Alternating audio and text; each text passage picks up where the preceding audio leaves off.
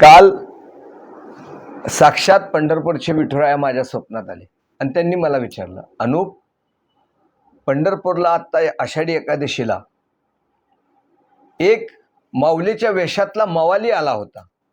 मला समजलंच नाही, असं कसं माऊलीच्या वेशात मवाली आणि साक्षात विठुराया म्हणतायत.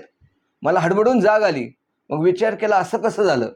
मग लक्षात आलं, विठुरायाला कदाचित म्हणायचं असेल, जो फलटणचा मवाली आहे, ज्याने 2 बोकडं माऊलीच्या पालखीच्या कामाच्या निमित्ताने श्रमपरिहाराला कापली, तो माऊलीच्या वेशातला मवालीच आहे.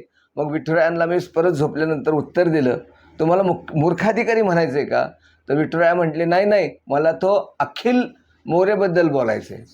अखिल मोरे म्हटलं मला कळनाच. म्हटलं अखिल मोरे कसं काय.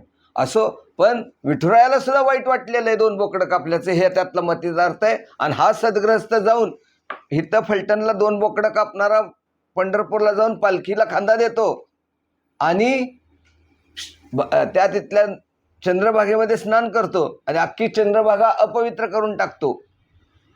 मग ह्याबद्दल विठुरायाला वाईट वाटतं. मग सत्ताधाऱ्यांना, माझ्या पक्षाच्या नेतृत्वाला, भाजपला, शिवसेनेला, महायुतीला, राजेगटाला ह्याचं वाईट वाटत नाहीये का मी एकट्यानेच फक्त बोलायचं आहे.